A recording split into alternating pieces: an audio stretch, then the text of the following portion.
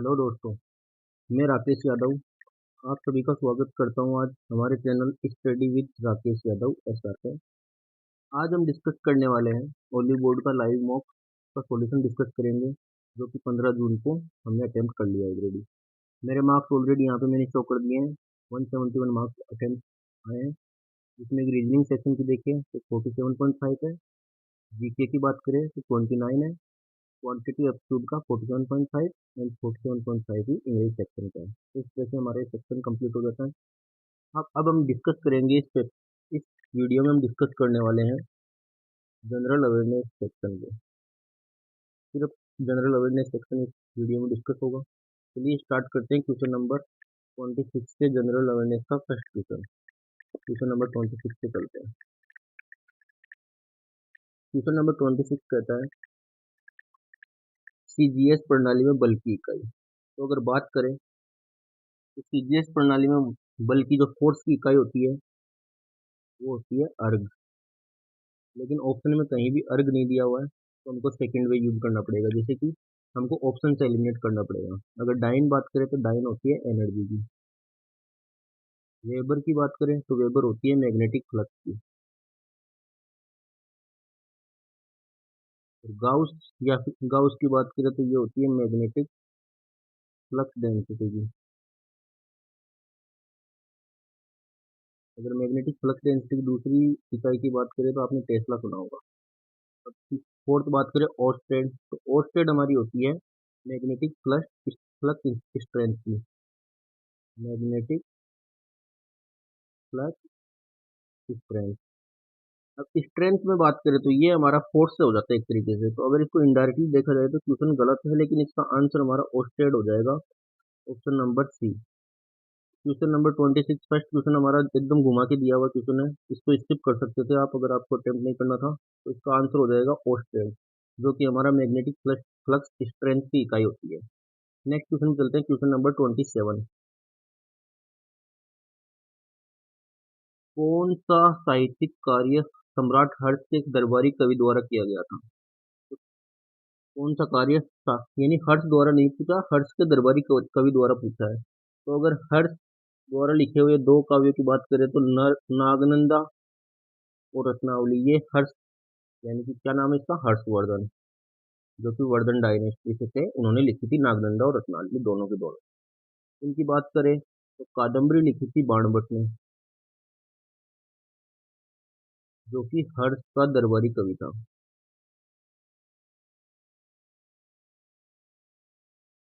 और अगर मुद्रा राक्षस की बात करें तो मुद्रा राक्षस लिखी थी विशाख दत्त ने। अगर इनकी बात करें विशाख दत्त की तो एक चंद्रगुप्त मौर्य इनके दरबार में थे। आंसर हो जाएगा अपना कादम्बरी, जो कि बाणभट्ट थे। बाणभट्ट जो कि हर्ष के दरबारी कवि थे। और कादम्बरी जो बाणभट्ट ने लिखी, उसी के साथ बाणभट्ट ने दूसरी और बुक लिखी थी, कादम्बरी और हर्षचरित। हर्षचरित्र दोनों की दोनों लिखी थी बाणभट्ट ने। हमारा आंसर हो जाएगा 27 क्वेश्चन का option number B. Next question चलते हैं, क्वेश्चन नंबर 28।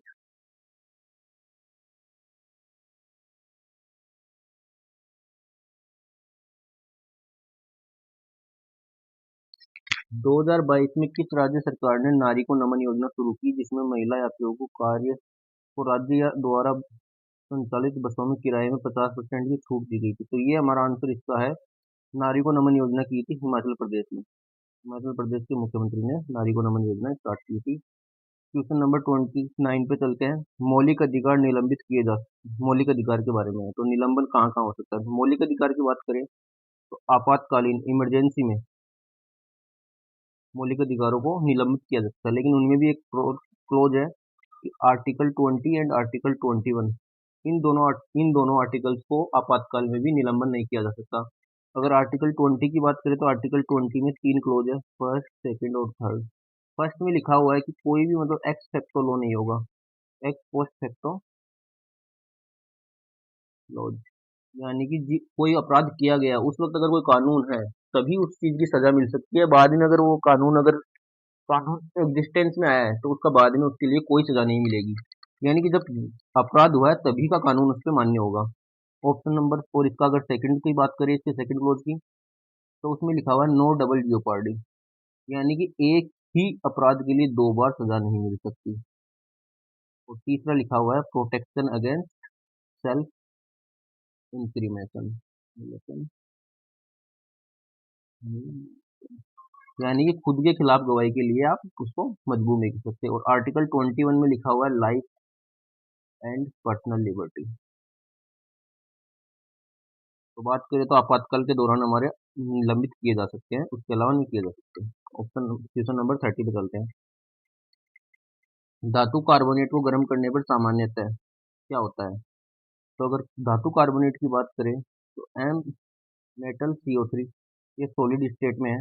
इसमें अगर हीट देंगे तो ये मेटल ऑक्साइड सॉलिड फॉर्म में प्लस CO2 इस गैस, यानी मेटल ऑक्साइड और CO2 ये दोनों बनेंगे। तो हमारा आंसर हो जाएगा ऑप्शन नंबर बी, धातु ऑक्साइड और कार्बन डाइऑक्साइड के विघटित हो जाएंगे। क्वेश्चन नंबर 31 पे चलते हैं। निम्नलिखित में से कौन सा शब्द हजार्ड से संबंधित है? अगर हजार्ड की बात करें तो हजार्ड हमारा संबंधित है डाइस या फिर गोल्फ से रिलेटेड है। लेकिन देखा जाए तो क्वेश्चन ही गलत हो गया, क्योंकि यहाँ पे तीन चारों में से कोई भी ऑप्शन डाइस और गोल्फ नहीं है। तो हम बात कर लेते हैं चारों ही खेल से रिलेटेड कुछ इंपॉर्टेंट टर्म्स के बारे में। बैडमिंटन की बात करें तो बैडमिंटन के कुछ इंपॉर्टेंट टर्म्स हो गए। एक तो हो गया serve, fault, rally, clear, smash, drive and drop shot. कुछ टर्म्स बता रहा हूँ, इसमें बहुत सारे टर्म्स हो सकते हैं। अगर बेसबॉल की बात करें तो टर्म याद कर सकते हैं आप, pitcher, catcher, batter, fly ball, infielder, outfielder, bunt, home run, etcetera. तो बिलियर्ड्स की बात करें तो क्यू हो गया, क्यू बॉल हो गया, ऑब्जेक्ट बॉल हो गया, कैनन हो गया, कैनन पहले एग्जाम में आ चुका है, कैनन को याद रखना, फोर्ट हो गया, इन ऑफ हो गया, स्क्रैच, ट्यूशन इत्यादि इत्यादि। बॉक्सिंग की बात करें तो बॉक्सिंग में आप कर लेंगे ring, bout, hook, uppercut, lower cut, knockout, clinch, PTC. ठीक है, तो ये क्वेश्चन नंबर 31 आप डिलीट कर सकते हैं, क्योंकि इसमें कोई भी ऑप्शन से सही आंसर नहीं देगा। क्वेश्चन नंबर 32 पे चलते हैं। निम्नलिखित में से कौन से गोल्फ से संबंधित है? अगर गोल्फ की बात करें तो गोल्फ खेलते हैं अनिबान लाइडी, आंसर हो गया option number A. Saurabh Chaudhary की बात करें तो शूटिंग से रिलेटेड है। हिमा दास की बात करें तो स्प्रिंटर है। और सात्विक साईराज की बात करें तो बैडमिंटन है, बैडमिंटन प्लेयर है, शूटिंग। ठीक है, क्वेश्चन नंबर 33 पे चलते हैं।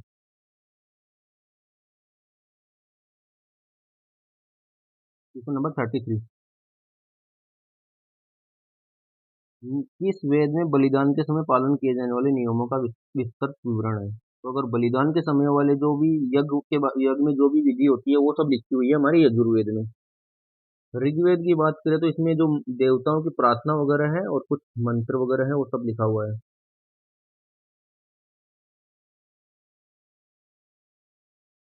और साथ ही बात करें सामवेद हमारा गीतों से रिलेटेड है, संगीत गायन उन सब से रिलेटेड,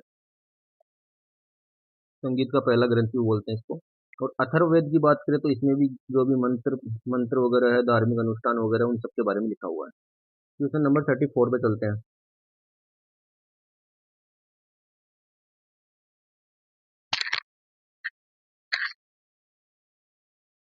क्वेश्चन नंबर 34, भीमा किस नदी की सहायक नदी है?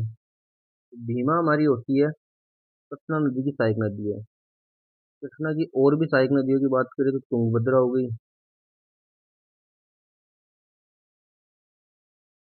घाट प्रभा हो गई, मूसी हो गई और मालप्रभा भी बोल सकते हैं। और साथ में भीमा है। अगर गोदावरी की सहायक नदियों की बात करें तो पूर्णा, प्राणहिता, इंद्रावती, सबरी इत्यादि। नर्मदा की बात करें तो ओरली, बंजर, शक्कर, तवा और भी बहुत सारी है। कावेरी की अगर बात करें तो हेमवती, काबिनी, अमरावती, भवानी, ये सब इत्यादि वगैरह हमारी कावेरी की सहायक नदियां हो गई। तो बीमा किसकी हो गई? कृष्णा की हो गई। क्वेश्चन नंबर 35 पे चलते हैं। ग्रेमी पुरस्कार जीतने वाले पहले भारतीय संगीतकार पंडित रविशंकर को भारतीय भारत रत्न से सम्मानित किया गया। तो इनको सम्मानित किया गया था 1999 में। अगर पंडित रविशंकर की बात करें तो सितार बजाते हैं और साथ ही में ये मेहर घराने से रिलेटेड है। मेहर घराना ऑफ म्यूजिक।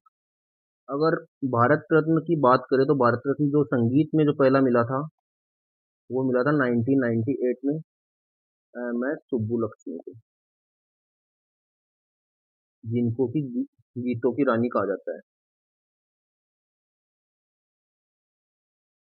क्वेश्चन नंबर 36 की बात करते हैं।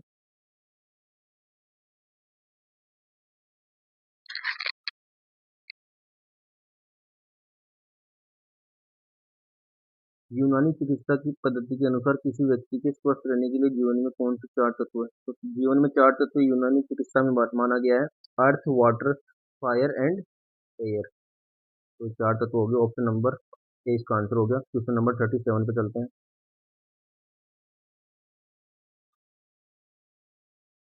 Question number 37। 2023 में संसद ने ऐतिहासिक नारी शक्ति वंदन अधिनियम पारित किया। महिलाओं के प्रतिनिधित्व के संबंध में इस विधेयक के मुख्य प्रावधान क्या है? इसका मुख्य प्रावधान यही था कि पहली बात तो ये 128वां बिल था कॉन्स्टिट्यूशन का, कॉन्स्टिट्यूशन अमेंडमेंट का 128 बिल था। साथ ही में ये एक्ट बना 106 एक्ट ऑफ कॉन्स्टिट्यूशन अमेंडमेंट। और बिल कौन सा था? 128वां। इसमें बात की गई थी लोकसभा और राज्यसभा में, राज्य विधानसभाओं में जो महिलाओं के लिए है ना 1/3 सीटों का आरक्षण रिजर्वेशन था। इसका आंसर हो गया ऑप्शन नंबर ए। क्वेश्चन नंबर 38 पे चलते हैं।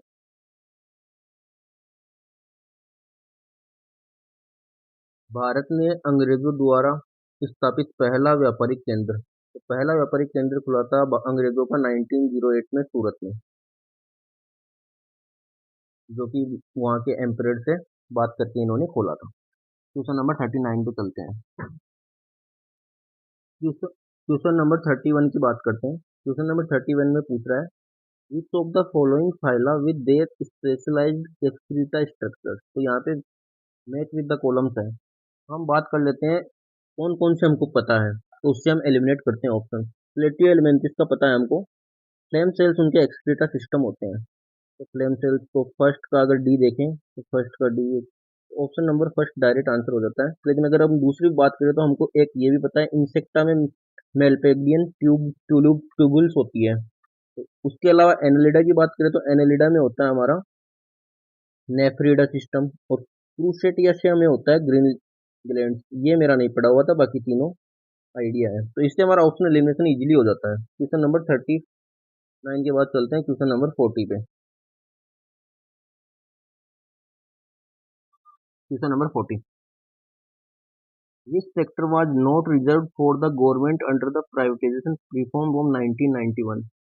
अगर बात करें तो प्राइवेटाइजेशन रिफॉर्म्स 1991 में सिर्फ दो ही सेक्टर्स को हमने रिजर्व रखा था गवर्नमेंट के लिए। एक तो एटॉमिक एनर्जी का, दूसरा लिखा था रेलवेज का। इसके अलावा सभी के लिए हमने प्राइवेटाइजेशन कर दिया था। तो एटॉमिक एनर्जी से रिलेटेड दो हो गए, उसके अलावा रेलवेज का एक ऑप्शन हो गया। तो ये तीनों नहीं हो सकते, तो इसमें ऑप्शन एलिमिनेशन से आपको ऑप्शन नंबर डी हो जाएगा। फार्मास्यूटिकल्स में हमारा हमने प्राइवेटाइजेशन स्टार्ट कर दिया था 1991 के रिफॉर्म्स में, एलपीजी रिफॉर्म्स से ही। क्वेश्चन नंबर 41 की बात करते हैं।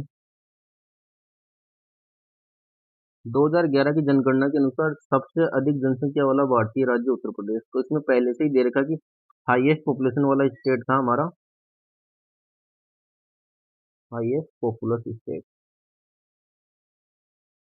इसके बाद अगर पूछ रहे हैं तो इसके बाद महाराष्ट्र सेकंड नंबर पे आता है, थर्ड नंबर पे आता है बिहार, एंड उसके बाद आता है वेस्ट बंगाल। तो हमारा इसके जस्ट बाद पूछ रहा है, जस्ट बाद हमारा आंसर हो जाएगा ऑप्शन नंबर बी महाराष्ट्र। चलते हैं क्वेश्चन नंबर 42 पे। क्वेश्चन नंबर 42 एक बार इंग्लिश में कन्वर्ट कर लेते हैं इसको, थोड़ा इंग्लिश होगा, डायरेक्ट इसमें इंग्लिश दे रखा है वर्ड। लेसाजे फेयर से संबंधित है, तो लेसाजे फेयर एक फ्रेंच वर्ड है, जिसका मतलब हम बात करते हैं, फ्रेंच वर्ड है जिसका मतलब होता है टू लेट बी, या फिर बात करें तो अलाउ टू बी। ये बात करता है फ्री मार्केट ट्रेड के बारे में, फ्री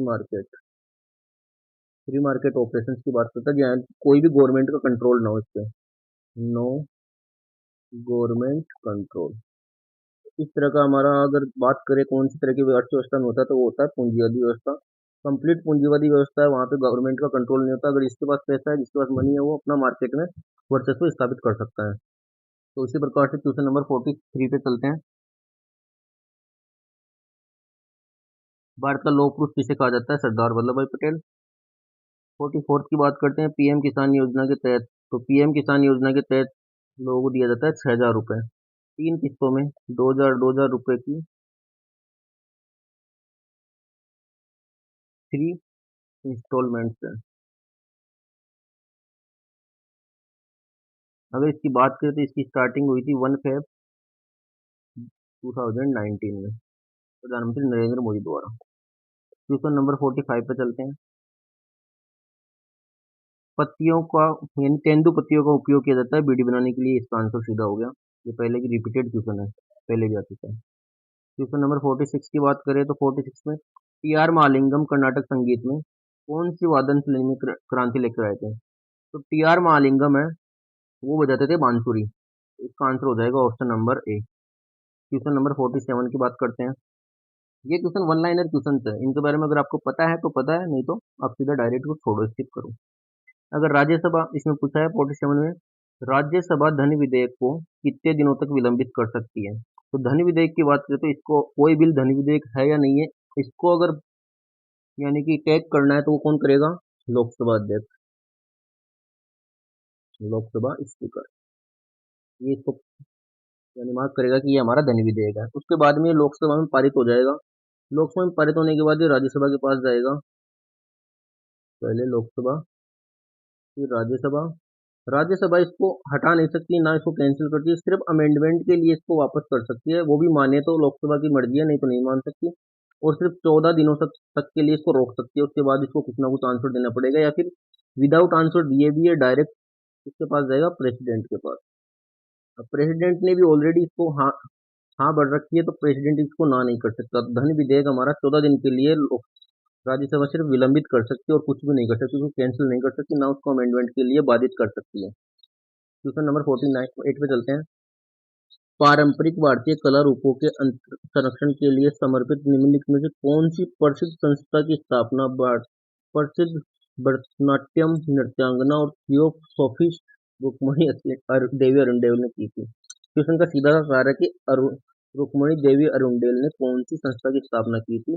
तो भरतनाट्यम की ये रिलेटेड है, और उन्होंने स्थापना की थी कलाक्षेत्र फाउंडेशन की। चलते हैं क्वेश्चन नंबर 49 पे। इसका सीधा आंसर हो गया क्वेश्चन नंबर 48 का आंसर हो गया कलाक्षेत्र फाउंडेशन। अगर इसी में बात करें तो इसको एकहारे भी बोला जाता है भरतनाट्यम को, ये भी आप बात याद रख सकते हैं। क्वेश्चन नंबर 49 पे चलते हैं। निम्नलिखित में से किससे अविकसित देश की विशेषता नहीं माना जाता है? तो ये अविकसित देश की विशेषता नहीं मानना, तो यानी कि विकसित देश की विशेषता पूछ रहा है। तो विकसित देश की विशेषता क्या होती है? हाई इनकम सोर्स, लो यानी और असमानता नहीं होनी चाहिए, सब में बराबरता होनी चाहिए, लगभग वही विकसित माना जाता है। वैसे देखा जाए तो असमानता कम होनी चाहिए थोड़ी, वैसे होती है लेकिन कम होनी चाहिए। जबकि हाई इनकम जो हाई इनकम होती है किसी भी देश की, तो उसको हम मान देते हैं विकसित में। खराब जीवन स्तर नहीं होगा विकसित देश का, उच्च असमान आय वितरण नहीं होगा, विकास के लिए निम्न सामाजिक संकेतक निम्न तो बिल्कुल नहीं हो सकते। पूंजी निर्माण की उच्च दर हमारा एक जो मेन फैक्टर है, जो कि हमारा माना जाता है विकसित देश के लिए। तो इसके लिए क्वेश्चन नंबर 49 का आंसर हो गया ऑप्शन नंबर सी। चलते हैं क्वेश्चन नंबर 50 पे। हमारा लास्ट क्वेश्चन आज का डिस्कस करते हैं, question number 50।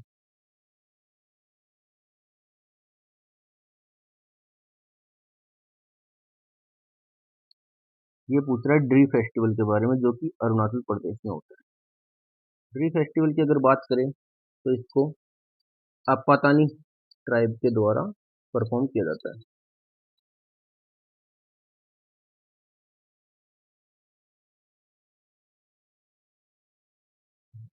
Apatani tribe perform करती है। ये एक एग्रीकल्चर परफॉर्मेंस है,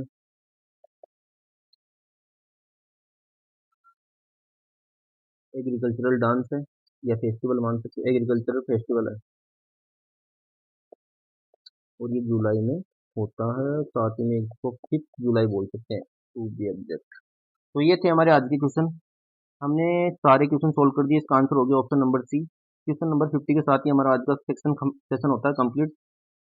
लास्ट में फिर से अगर देखना चाहिए तो हमारे मार्क्स यहाँ पे हमने फिर से शो कर दिए हैं, ये मार्क्स है। अगर आपको कुछ भी तकलीफ हुई हो, कुछ एक्स्ट्रा फैक्ट्स आपको और जानने हो इसके बारे में, तो आप कमेंट सेक्शन में कमेंट कीजिए। साथ ही में आपको अगर दूसरे भी किसी सेक्शन के बारे में, ये तो हमने जनरल अवेयरनेस को यहाँ पे कर दिया कंप्लीट, कोई और भी सेक्शन आपको कंप्लीट करना हो, आप इसके बारे में डिमांड कर सकते हो कमेंट सेक्शन में। ठीक है, धन्यवाद। लाइक कीजिए, शेयर कीजिए और सब्सक्राइब कीजिए।